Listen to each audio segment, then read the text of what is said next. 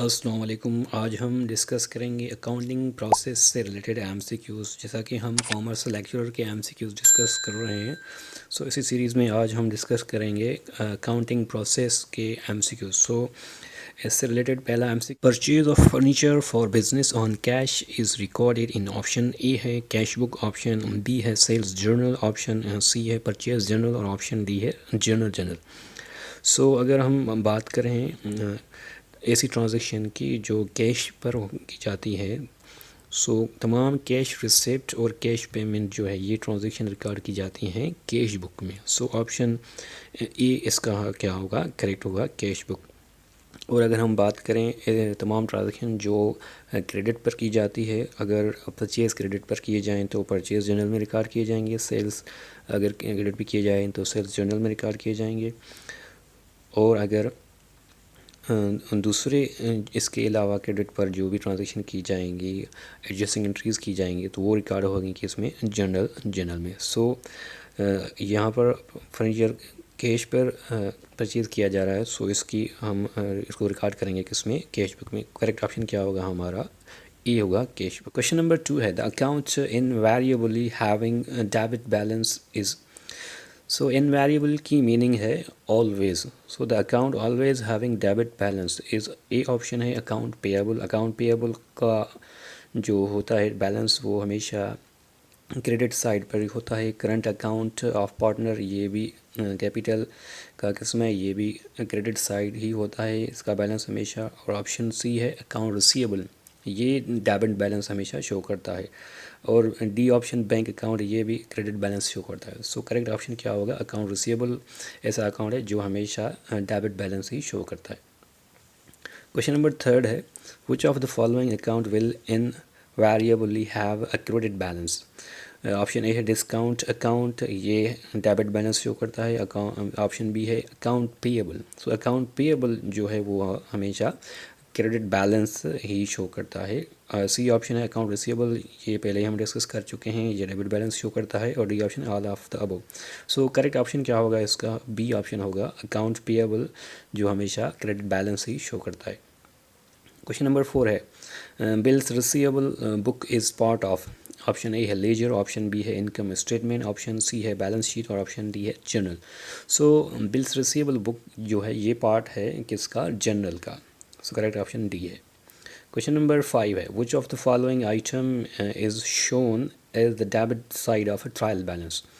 Trial balance की debit side पर कौन सा ये आइटम शो किया जाता है। ऑप्शन ए है रेंट आउटस्टैंडिंग, रेंट आउटस्टैंडिंग ये लाइबिलिटी है, ये क्रेडिट साइड पर शो की जाती है। ऑप्शन बी है इलेक्ट्रिसिटी चार्जेस आउटस्टैंडिंग, अगेन ये भी लाइबिलिटी है, ये क्रेडिट साइड पर शो की जाएगी। ऑप्शन सी है प्रीपेड एक्सपेंसेस, ये जो है डेबिट बैलेंस पर शो की जाती है ट्रायल बैलेंस में। परचेज रिटर्न जो है ये भी क्रेडिट साइड पर शो किए जाते हैं। करेक्ट ऑप्शन क्या होगा हमारा, प्रीपेड एक्सपेंसेस। क्वेश्चन नंबर 6 है rent paid in advance is A real account, B nominal account, C personal account और D all of the above. Rent paid in advance ये जो है पर्सनल अकाउंट है, क्योंकि रेंट ये एडवांस में पे किया गया है, ये रिलेटेड है किसी पर्सन के हिसाब से। अगर जो अकाउंट किसी पर्सन से रिलेटेड हो तो वो क्या कहलाएगा, पर्सनल अकाउंट कहलाएगा। और अगर एसेट से रिलेटेड हो तो रियल अकाउंट, और अगर एक्सपेंस से रिलेटेड हो तो वो नॉमिनल अकाउंट कहलाएगा।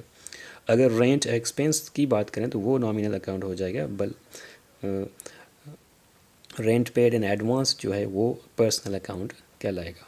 करेक्ट ऑप्शन क्या होगा, सी। क्वेश्चन नंबर 7 है stock account is option A real account, option B nominal account, option C personal account, option D none of this. Stock account ये asset है, इसको हम क्या कहेंगे, रियल अकाउंट कहेंगे। करेक्ट ऑप्शन ए है हमारा, रियल अकाउंट। क्वेश्चन नंबर 8 है preparation of trial balance helps in locating. Option A errors of principal, option B है errors of commission, option C है एरर्स ऑफ ओमिशन और option D है clerical errors. Trial balance की तैयारी हमें help करती है किससे, कौन से एरर्स में, क्लरिकल एरर्स में। ऑप्शन डी हमारा करेक्ट होगा। क्वेश्चन नंबर 9 है, a customer's cheque returned dishonoured is recorded in sales return book. Option A है, ऑप्शन बी है purchase return book, option C है जर्नल और ऑप्शन डी है कैश बुक। सो चेक अगर return किया गया है डिसऑनर्ड तो वो रिकॉर्ड किया जाएगा किसमें, कैश बुक में। सो करेक्ट ऑप्शन डी होगा। क्वेश्चन नंबर 10 है, returns inward from a person is entered in. Option A है sales return book, option B है जर्नल, ऑप्शन सी है कैश बुक, ऑप्शन डी है purchase return book. So return inwards actually ये sales return ही कहलाते हैं। सो इसको हम किस बुक में रिकॉर्ड करेंगे, वो हो गया सेल्स रिटर्न बुक में। सो ये ऑप्शन हमारा करेक्ट होगा। ऑप्शन क्वेश्चन नंबर 11 है, sales on account is recorded in. Option A है कैश बुक, ऑप्शन बी है सेल्स बुक, ऑप्शन सी है जर्नल, ऑप्शन डी है ledger. Sales on account, so again ये रिकॉर्ड किया जाएगा किसमें, सेल्स बुक में। सो ऑप्शन बी करेक्ट है। क्वेश्चन नंबर 12 है, machinery purchase on account is recorded in. Option A है परचेज बुक, ऑप्शन बी है जर्नल, ऑप्शन सी है लीजर, ऑप्शन डी है कैश बुक। सो अगर कोई ट्रांजैक्शन कैश के अलावा की जाती है, क्रेडिट पर की जाती है, ऑन अकाउंट पर की जाती है, जैसा कि मशीनरी परचेज की जा रही है क्रेडिट पर ऑन अकाउंट पर, सो इसको हम रिकॉर्ड करेंगे किसमें, जर्नल में। अगर ये मशीनरी कैश पर परचेज़ की जाएगी तो इसको हम रिकॉर्ड करेंगे कैश बुक में। सो यहाँ पर मशीनरी परचेज़ की जा रही है ऑन अकाउंट यानी क्रेडिट पर, सो इसको हम रिकॉर्ड करेंगे किसमें, जर्नल में। सो करेक्ट ऑप्शन क्या होगा हमारा, बी होगा जर्नल। क्वेश्चन नंबर 13 है, the credit balance in the bank account is. Option A है एन एसेट, ऑप्शन बी है कैपिटल, ऑप्शन सी है रेवेन्यू, ऑप्शन डी है liability. So credit balance in the bank account अगर हो credit balance तो इसको हम क्या कहेंगे, लायबिलिटी कहेंगे। सो डी ऑप्शन इसका करेक्ट है। क्वेश्चन नंबर 14 है, prepaid insurance account normally shows. A option है डेबिट बैलेंस, ऑप्शन सी है क्रेडिट बैलेंस, ऑप्शन सी है ज़ीरो बैलेंस, ऑप्शन डी है both A and B. So prepaid insurance asset की category में आ जाती है। सो एसेट है, डेबिट बैलेंस ही शो किया करता है हमेशा। सो ए ऑप्शन इसका होगा correct, debit balance. Question number 15 है, prepaid insurance account is. A option है एसेट, ऑप्शन बी है एक्सपेंस, ऑप्शन ए सी है रेवेन्यू, ऑप्शन डी है लायबिलिटी। सो पहले भी हम डिस्कस कर चुके हैं प्रीपेड इंश्योरेंस क्या है, ये एक एसेट अकाउंट है। सो ए ऑप्शन इसका करेक्ट है। Question number 16 है, to determine the details of a specific transaction one should refer to option A है relevant vouchers, option B है ledger, option C है journal, option B है D है book of original entry। अगर किसी transaction की हम डिटेल्स डिटरमाइन करना चाहते हैं तो हमें क्या देखना होगा, बुक ऑफ ओरिजिनल एंट्री को ही देखना होगा। डी ऑप्शन इसका करेक्ट है। क्वेश्चन नंबर 17 है, miscellaneous expense account is likely to have. Option A है only credit entries, option D है only debit entries, option C है both A and B, option D है नन ऑफ दीज। सो इसका correct option क्या होगा, only debit entries. Miscellaneous expenses account जो है वो क्या रखती हैं, डेबिट ओनली डेबिट एंट्रीज ही रखती हैं। सो बी ऑप्शन करेक्ट है। क्वेश्चन नंबर 18 है, purchase of a typewriter on account is recorded in option A है sales book, option B है journal, option C है purchase book, option D है cash book। सो अगर यहाँ पर ट्रांजेक्शन को देखें तो ये purchase of typewriter on account है, क्रेडिट पर की जा रही है क्रेडिट ट्रांजेक्शन, तो इसको हम किस में रिकॉर्ड करेंगे, जर्नल में। अगर ये कैश पर होती तो हम कैश बुक में रिकॉर्ड करते। सो इसका करेक्ट ऑप्शन क्या होगा, बी होगा journal. Question number 19 and an adjusting entry for depreciation is recorded in A cash book, option B है purchase book, option C है sales book और option D है journal। So अगर adjusting entries है वो रिकॉर्ड किए जाएंगे किसमें, जर्नल में ही रिकॉर्ड किए जाएंगे। सो डी ऑप्शन करेक्ट होगा। क्वेश्चन नंबर 20 है, which of the following books should be used to record purchase of merchandise on account। सो अगर मर्चेंडाइज खरीद किया जाएगा ऑन अकाउंट ऑन अकाउंट पर तो वो रिकॉर्ड किया जाएगा परचेज़ बुक में। सो परचेज़ की हम पहले ही बात कर चुके हैं, तो वो परचेज़ सेट के अलावा जो हैं वो रिकॉर्ड किए जाएंगे परचेज़ बुक में ही। सो ये ऑप्शन इसका है करेक्ट होगा। बी कैश बुक ये नहीं होगा, सेल्स बुक ये भी नहीं होगा, डी जर्नल भी नहीं होगा। सो ये ऑप्शन करेक्ट है परचेज़ बुक। क्वेश्चन नंबर 21 है, which of the following accounts have only credit balance. Capital, A option है कैपिटल का क्रेडिट बैलेंस होता है। रिजर्व फंड अकाउंट इसकी बात करें तो ये भी कैपिटल क्रेडिट बैलेंस ही शो करता है। अकाउंट पेएबल ये भी क्रेडिट बैलेंस शो करता है। So D all of the above. So correct option क्या होगा, ऑल ऑफ द अबव होगा। क्वेश्चन नंबर 22 है, The accounts which increases by debit entries is discount earned account, A option है, option B है machinery account, option C है purchase return account, option D है none of this. सो कौन सा account increase होगा debit entries के साथ? सो asset जो हैं वो इंक्रीज़ होते हैं डेबिट एंट्रीज़ के हिसाब से। अगर मशीनरी की बात करें तो ये असेट है, सो अगर ये इंक्रीज़ होगा तो ये इसकी डेबिट एंट्रीज़ ही हम पास करेंगे। सो ऑप्शन बी जो है वो करेक्ट है।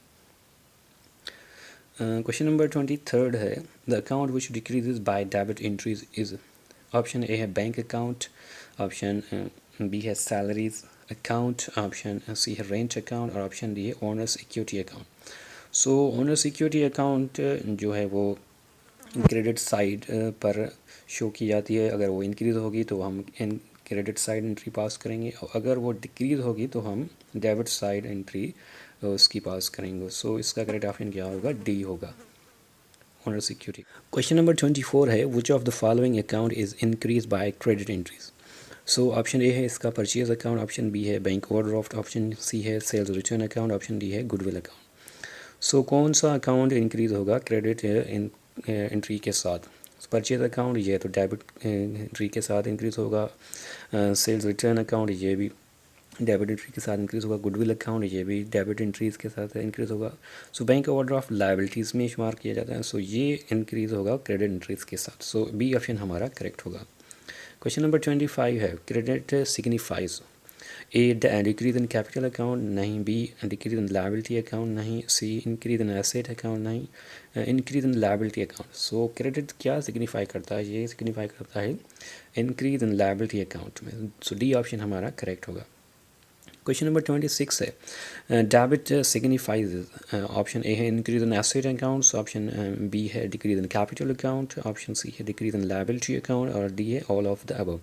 सो डेबिट क्या सिग्निफाई करता है? एसेट अगर इंक्रीज होगा तो ये भी डेबिट कहलाएगा, डिक्रीज इन कैपिटल अकाउंट ये भी डेबिट सिग्निफाई करता है इसको, और डिक्रीज इन लायबिलिटी अगेन ये भी डेबिट में शुमार किया जाता है। So all of the above option correct होगा। Question number 27 है, a business transaction affects A option है at least two accounts, at least one account, option C है maximum of two accounts और option D है none of these। So transaction जो है affect करती है at least two accounts को।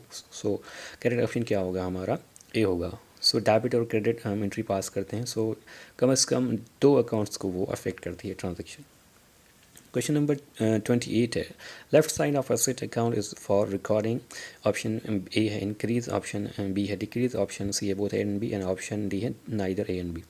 सो asset का लेफ्ट साइड जो है वो रिकॉर्ड करता है क्या? इंक्रीज को, और जो राइट साइड है वो रिकॉर्ड करता है डिक्रीज को। सो ए ऑप्शन जो है हमारा करेक्ट है। क्वेश्चन 29 है, the Impress system is used in relation to A sales book, option B purchase book, option C है petty cash book और option D है cash book। So Impress system जो है ये यूज़ किया जाता है किस हिसाब से? petty cash book के रिलेटेड हिसाब से। So option C हमारा करेक्ट होगा। क्वेश्चन नंबर 30 है, all of the following are books of original entries except A sales journal, B है परचेज जर्नल, ऑप्शन सी है कैश बुक और ऑप्शन डी है लेजर। लेजर को हम बुक ऑफ ओरिजिनल एंट्रीज़ नहीं कहते, इसको हम बुक ऑफ फाइनल एंट्री कहते हैं। सो ऑप्शन हमारा जो है ये डी करेक्ट होगा। क्वेश्चन नंबर 31 है, which of the following shows the chronological record of transaction? A cash book, B journal, C ledger और D trial balance.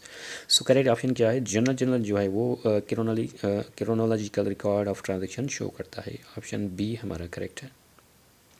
Question number 32 है, trial balance is prepared to check A valuation of closing stock, B equality of all assets and liabilities, C arithmetic accuracy of accounting entries और D all types of errors। So trial balance जो है वो prepare की जाती है इसको check करने के लिए arithmetic accuracy of accounting entries को। सो सी ऑप्शन जो है हमारा करेक्ट है। क्वेश्चन नंबर 33 है, debit balance of a passbook is option A है प्लस बैलेंस, ऑप्शन बी है ज़ीरो बैलेंस और ऑप्शन डी है माइनस बैलेंस। सो पासबुक का जो डेबिट बैलेंस है वो क्या एक्चुअली है? वो है minus balance. So correct option क्या है हमारा? सी है।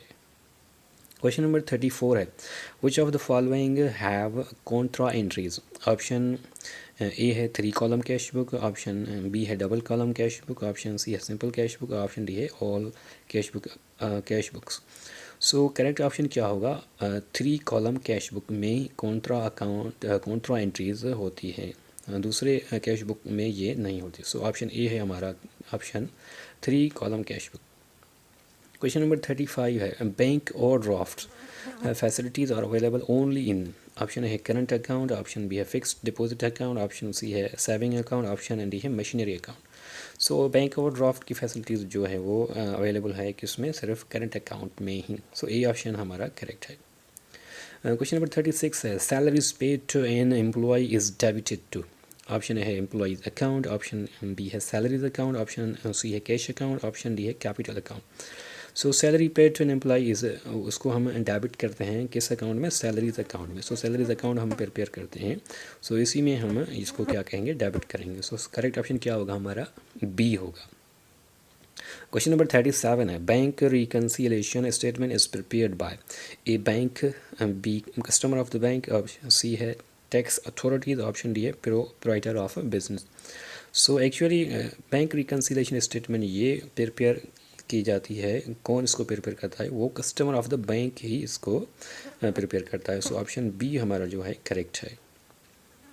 क्वेश्चन नंबर 38 है which of the following is recorded in the journal purchase furniture on cash base, option A है, ऑप्शन बी है purchase machinery on cash base, option B है, option C है depreciation provided on plant and machinery, option D है paid bills payable by cheque. So journal में हम पहले भी discuss कर चुके हैं, डेप्रिसिएशन एक्सपेंसेस वगैरह हम जो है वो रिकॉर्ड करेंगे किसमें? जनरल में। सो ऑप्शन हमारा करेक्ट क्या होगा? वो होगा हमारा C option, depreciation provided on plant and machinery. Question number 39 है which of the following error is disclose by trial balance, option A है error of principle, error of omission, option B है, option C है wrong amount posted in ledger account, option D है none of this. So trial balance जो है वो clerical errors को ही disclose करती है, और इसमें wrong amount posted in ledger account जो है ये डिस्क्लोज किए हो जाते हैं। ऑप्शन हमारा क्या होगा करेक्ट? सी ऑप्शन हमारा करेक्ट होगा। क्वेश्चन नंबर 40 है the debits written off as bad is if subsequently recovered or credited to, अगर बैड डेब्ट्स हम जिसको हम राइट ऑफ कर चुके हैं एज बैड, और अगर वो मिल जाते हैं, रिकवर्ड हो जाते हैं, तो उसको हम क्रेडिट करेंगे किसमें? ऑप्शन ए है डेब्टर्स अकाउंट नहीं, ऑप्शन बी है bad debts account, option C है profit and loss account, option D है सेल्स अकाउंट। सो इसको हम रिकॉर्ड करेंगे बैड डेब्ट्स अकाउंट में ही क्रेडिट करेंगे। सो ये अकाउंट हम प्रिपेयर करते हैं बैड डेब्ट्स अकाउंट। सो अगर ये रिकवर किए जाते हैं तो इसको हम किस में क्रेडिट करेंगे? बैड डेब्ट्स अकाउंट में। सो करेक्ट ऑप्शन क्या होगा हमारा? बी ऑप्शन करेक्ट होगा।